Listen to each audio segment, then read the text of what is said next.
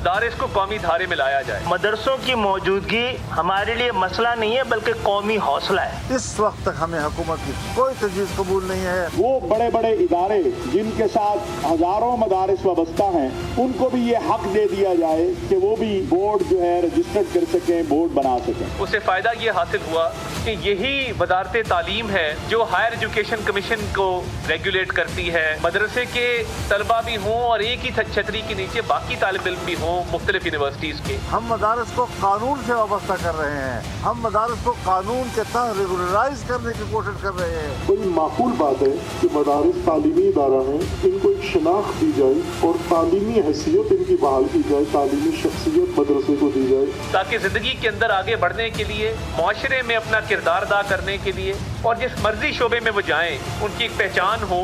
इस वक्त तक हमें हुकूमत की कोई तजवीज़ कबूल नहीं है। मदारिस को कौमी सतह पर लाने का आज़म उलमाए कराम ने सर जोड़ लिए। मदारिस की रजिस्ट्रेशन और इस्लाहात के हवाले से इस्लामाबाद में अहम इजलास। मुल्क भर से हर मकतबा फ़िक्र के जय्यद उलमा की शिरकत।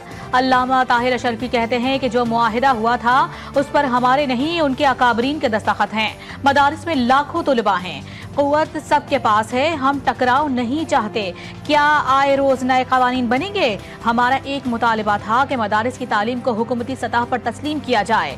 डीजी मजहबी तालीम गुलाम कमर ने कहा कि कौम ने महसूस किया मदारिस को कौमी धारे में लाया जाए। जो मादा था उस पर 5 बोर्डों के सरबराहों के दस्तखत और 10 बोर्ड इस वक्त भी यहाँ तशरीफ रखते हैं। तो ये 5 और 10 15 बोर्ड मिल के उस मादे को नाफिज करें। मैं जो इस वफाक के मुखालफत करने वालों से दरख्वास्त करूँगा, आपको तो ये मुतालबा करना चाहिए मुल्क भर में 15 वफाक नहीं 50 होने चाहिए। मदारिस का मामला मजहबी है। अब मदारिस के निज़ाम को कोई बैरूनी ख़तरा नहीं। इस्लामी नज़रियाती काउंसिल के सरबरा अल्लामा रागिब नईमी कहते हैं कि दीनी मदारिस से फारिग तहसील तलबा की डिग्री MA के मसावी दी जाती है। मौलाना अब्दुल खबीर आज़ाद बोले, मुल्क में इत्तेहाद पैदा करने की ज़रूरत है, हम सब मदारिस के चौकीदार हैं। अल्लामा जवाद हुसैन ने कहा, मदारिस का वज़ारत तालीम से मुंसलिक होने का मुआहिदा हो चुका।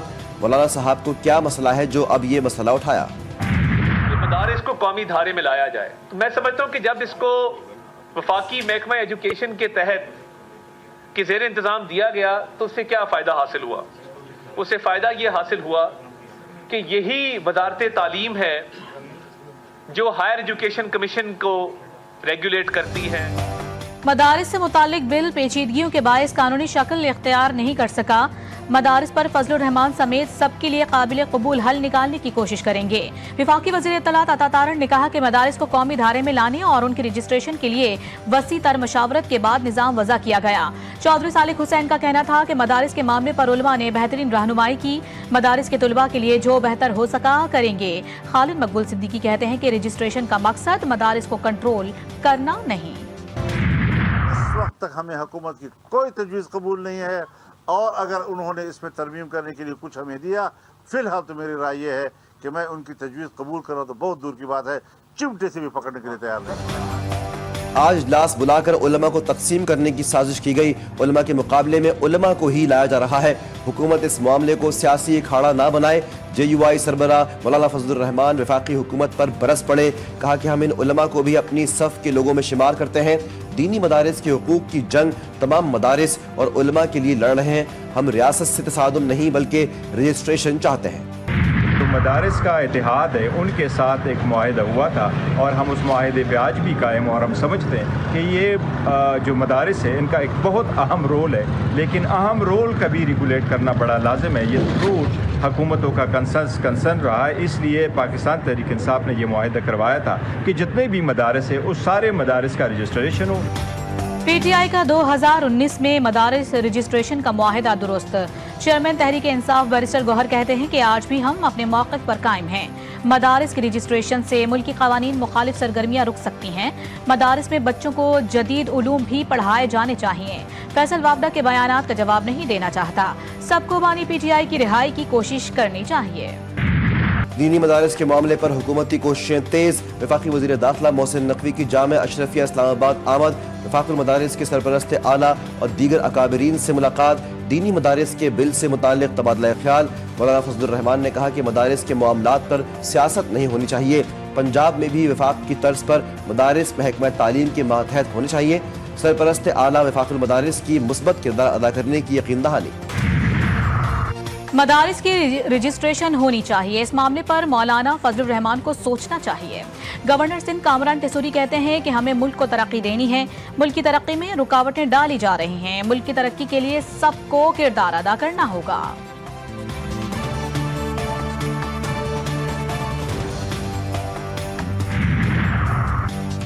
کسی کو انتشار پھیلانا کر مستحکم ہوتی معیشت کو سبوتاژ کرنے کی اجازت نہیں دیں گے۔ اسلام آباد میں ہنگامہ آرائی توڑ پھوڑ کرنے والوں کے خلاف کارروائی کے لیے اقدامات تیز کیے جائیں۔ وزیراعظم کی زیر سربراہی امن امان کی صورتحال پر جائزہ اجلاس۔ شہباز شریف نے کہا کہ یقین بنائیں کارروائی کے دوران کوئی بے گناہ اور معصوم شہری گرفتار نہ ہو۔ انتشاریوں کی نشاندہی کا عمل مؤثر بنانے اور ٹھوس ثبوت حاصل کرنے کی ہدایت۔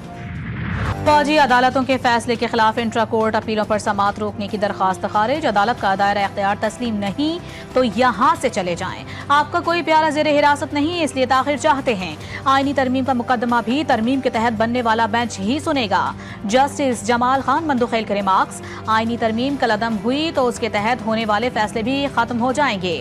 وکیل درخواست گزار کا جواب، جسٹس مظہر نے کہا کہ فیصلوں کو ہمیشہ تحفظ حاصل ہوتا ہے، ہر سماعت پر ایسی ہی درخواستیں دائر کی جاتی ہیں۔ سیاسی محاذ پر برف پگھلنے لگی، تحریک انصاف حکومت سے بات چیت کے لیے تیار۔ عمر ایوب کے مطابق بانی پی ٹی آئی نے مذاکراتی کمیٹی بنا دی، کہتے ہیں کہ مطالبات پورے نہ ہوئے تو سول نافرمانی کی طرف جائیں گے۔ اسد قیصر کا کہنا ہے کہ قانونی حق سے کسی صورت پیچھے نہیں ہٹیں گے۔ شبلی فراز نے کہا نوجوانوں کو غلط راستے سے بچانے کے لیے مذاکرات کی طرف جا رہے ہیں۔ ہماری خواہش ہے کہ بانی پی ٹی آئی کو خیبر پختونخوا منتقل کیا جائے، امید ہے کہ منتقلی کی بجائے بانی چیئرمین کی جلد رہائی ہو۔ وزیر اعلیٰ خیبر پختونخوا علی امین گنڈاپور نے کہا سول نافرمانی کی تفصیل کے لیے بانی چیئرمین سے ملاقات کروں گا۔ 190 ملین پاؤنڈ ریفرنس۔ احتساب عدالت کے جج ناصر جاوید رانا نے بشرا بی بی کے ناقابل ضمانت وارنٹ گرفتاری معطل کر دیے۔ بانی پی ٹی آئی اور دیگر کے خلاف آج بھی فرد جرم عائد نہ ہو سکی۔ دوران سماعت بانی پی ٹی آئی اور بشرا بی بی نے 342 کے سوال نامے کے جواب ریکارڈ کروا دیے۔ پیپلز پارٹی کی قومی ایشوز کمیٹی کی حکومتی کمیٹی سے ملاقات، سینیٹر شہری رحمان، وزیر اعلیٰ سندھ، وزیر اعلیٰ بلوچستان شریک، گورنر پنجاب سردار سلیم حیدر، گورنر فیصل کریم کنڈی بھی ملاقات میں موجود۔ پیپلز پارٹی کے وفد میں نوید قمر، راجہ پرویز اشرف، علی حیدر گیلانی شامل۔ نون لیگ کے وفد میں اسحاق ڈار، اعظم نذیر تارڑ، احد چیمہ اور رانا ثناء اللہ شامل تھے۔ آج تک جو حرکت کی ہے اس طرح کی جس سے پاکستان کو نقصان پہنچ سکے، وہ اس کی بھی اپنی خواہش نہیں ہوگی۔ کہیں سے اس کو نوٹس آتے ہیں، پی ٹی آئی کے رہنما کو یہ نوٹس آتے ہیں، اور وہ ہر وہ کام کرے گا جس سے وہ پاکستان کو نقصان پہنچا سکے۔ کوئی پاکستان کے خلاف کتنی سازشیں کر لے کامیاب نہیں ہوگا، غیر ملکی سرمایہ کار آ رہے ہیں۔ بانی پی ٹی آئی ملک کے خلاف سازشوں میں لگے ہیں۔ سینئر وزیر سندھ شرجیل میمن کی نیوز کانفرنس، بولے کہ ہم اپنی سیاست ضرور کریں لیکن عوام کی خدمت ضروری ہے۔ غیر ملکی وفد نے مختلف شعبوں میں سرمایہ کاری میں دلچسپی کا اظہار کیا۔ وفد نے یہ بھی کہا کہ دھابے جی اکنامک زون میں ہم 50,000 مقامی لوگوں کو روزگار دیں گے۔ حقیقی لیڈرشپ سے محروم کیا تو فوج اور عوام میں دوری ہوگی، ایسا ہوا تو دشمن عناصر اس سے فائدہ اٹھا کر ملک کو نقصان پہنچا سکتے ہیں۔ امیر جماعت اسلامی حافظ نعیم الرحمان کہتے ہیں کہ خیبر پختونخوا بے امنی کی لپیٹ میں ہے، صورتحال قابو سے باہر ہو رہی ہے، کرپشن کا گورکھ دھندا ختم ہونا چاہیے۔ سیکیورٹی فورسز کا ڈیرہ اسماعیل خان میں خفیہ اطلاع پر آپریشن، فائرنگ کے تبادلے میں 2 خارجی ہلاک، 1 زخمی حالت میں گرفتار۔ آئی ایس پی آر کے مطابق ہلاک دہشت گردوں سے اسلحہ اور گولیاں برآمد، دہشت گرد سیکیورٹی فورسز اور شہریوں پر حملوں میں ملوث تھے۔ انسداد دہشت گردی، عدالت کراچی میں چینی قونصلیٹ حملہ کیس میں اہم پیش رفت، مقدمے میں ملزمان کا اقبالی بیان ریکارڈ نہ ہونے کا انکشاف۔ عابد زمان ایڈوکیٹ اور بیرسٹر سارہ عاصم خان نے کالعدم DLA کے 4 کارندوں کو بے قصور قرار دے دیا۔ مقدمے کے اہم گواہ تفتیشی آفیسر کے بیان پر وکلاء صفائی کی جرح مکمل۔ ATC کی منتظم عدالت میں دھماکہ خیز مواد اور غیر قانونی اسلحہ رکھنے کا کیس، لیاری گینگ کے سرغنہ عزیر بلوچ کے بھائی زبیر بلوچ کو عدالتی تحویل میں جیل بھیجنے کا حکم۔ پولیس حکام کی جانب سے جسمانی ریمانڈ مکمل ہونے پر زبیر بلوچ کو پیش کیا گیا تھا۔ کراچی کے ضلع وسطی میں 2 روز کے لیے دفعہ 144 نافذ۔ ایڈیشنل IG کراچی کی درخواست پر کمشنر کراچی نے نوٹیفیکیشن جاری کر دیا۔ ڈبل سواری اور 4 سے زائد افراد کے اجتماع پر پابندی عائد۔ کسی بھی قسم کی ریلی نکالنے کی اجازت بھی نہیں ہوگی۔ دہشت گردی، اغوا برائے تاوان سمیت سنگین جرائم پیشہ عناصر کے خلاف گھیرا مزید تنگ۔ پنجاب پولیس نے 57 کرمنلز کے نام سر کی قیمت مقرر کرنے کے لیے بھیج دیے۔ پولیس حکام کے مطابق ملزمان کی سر کی قیمت 5 لاکھ سے 50 لاکھ روپے تک مقرر کی جائے۔ اضلاع اور یونٹس کی جانب سے ملنے والی سفارشات محکمہ داخلہ کو ارسال۔ FIA امیگریشن کراچی کی کارروائی، جعلی دستاویزات پر سفر کرنے میں ملوث 2 مسافر گرفتار۔ مسافروں کی شناخت قربان علی اور محمد تہران کے نام سے ہوئی۔ وزیر اعلیٰ سندھ مراد علی شاہ سے چینی کاروباری وفد کی ملاقات۔ مراد علی شاہ نے وفد کو سندھ میں سرمایہ کاری اور ترقی کے مواقع پر آگاہ کیا۔ ہر شعبے کے لیے مشترکہ ورکنگ گروپس بنانے پر اتفاق۔ وزیر اعلیٰ سندھ کی زراعت، صحت کی ٹیکنالوجی، دوا سازی اور طبی سامان کی سپلائی چین میں تعاون کے موقع پر گفتگو۔ چیئرمین پیپلز پارٹی بلاول بھٹو زرداری سے صوبائی وزیر سردار محمد بخش خان مہر کی ملاقات۔ انسداد بدعنوانی، کھیل و امور اور زراعت کے محکموں کی کارکردگی پر آگاہی۔ کراچی میں ہونے والے نیشنل گیمز کی تیاریوں پر گفتگو۔ صوبائی محکموں میں کرپشن کی روک تھام کے لیے بھی بلاول بھٹو کو تجاویز پیش کی گئیں۔ وزیر اعلیٰ پنجاب مریم نواز کا دورہ چین، بیجنگ میں مصروفیت سے بھرپور دن۔ کاشتکاروں اور زراعت کے فروغ کے لیے تاریخی اقدام۔ چینی کمپنی پنجاب میں روبوٹک زرعی آلات مینوفیکچرنگ پلانٹ لگائے گی۔ محکمہ زراعت پنجاب اور AI فورس ٹیک کے درمیان MOU پر دستخط۔ مریم نواز نے روبوٹک مشینری کا مشاہدہ کیا۔ کرپشن ترقی کی قاتل، صدر آصف علی زرداری کہتے ہیں بدعنوانی سے پاک کلچر کی تشکیل کے لیے اجتماعی رویے میں تبدیلی لانا ہوگی۔ وزیر اعظم شہباز شریف کا شفاف، مربوط اور جواب معاشرے کے قیام کے لیے کوششیں جاری رکھنے کے عزم کا اظہار۔ وزیر اعلیٰ پنجاب کا کہنا تھا کہ کرپشن قومی وسائل کو نقصان پہنچاتی ہے، عوامی اعتماد کو بھی متزلزل کرتی ہے۔ سیاسی رہنماؤں کے اینٹی کرپشن ڈے پر پیغامات۔ کاروباری ہفتے کا پہلا دن اسٹاک ایکسچینج میں اتار چڑھاؤ رہا۔ 100 انڈیکس میں 916 پوائنٹس کا اضافہ۔ کاروبار کے اختتام پر انڈیکس 1,09,970 پوائنٹس کی سطح پر بند ہوا۔ سیلز ٹیکس کی ناقص حکمت عملی، آئل کمپنیوں نے ہاتھ کھڑے کر دیے۔ آئل ریفائنریز اور مارکیٹنگ کمپنیوں کو 6 ماہ میں 53 ارب روپے نقصان کا سامنا۔ پیٹرول اور ڈیزل 5 روپے فی لیٹر مہنگا کر کے کمپنیوں کا نقصان پورا کرنے پر غور۔ وزیر اعظم کے نوٹس پر پیٹرولیم ڈویژن کے حکام کی دوڑیں لگ گئیں۔ 11 دسمبر کو ایپیکس کمیٹی کا اجلاس طلب کیے جانے کا امکان۔ شام میں نئی حکومت کے قیام کے لیے کوششیں، محمد البشیر کو عبوری حکومت کا سربراہ بنانے کا امکان۔ شامی وزیر اعظم نے کہا کہ تمام وزراء اقتدار کی فوری منتقلی کے لیے کام کر رہے ہیں۔ ترکی نے کہا ہے کہ نئی حکومت میں تمام دھڑوں کو شامل ہونا چاہیے۔ ایرانی وزیر خارجہ عباس عراقچی نے کہا کہ شام نے ایران سے مدد نہیں مانگی۔ شام کی عدم شمولیت کے باوجود مزاحمت جاری رہے گی۔ روس نے کہا کہ وہ شام کی صورتحال پر انقرہ اور دیگر علاقائی کھلاڑیوں کے ساتھ مسلسل رابطے میں ہے۔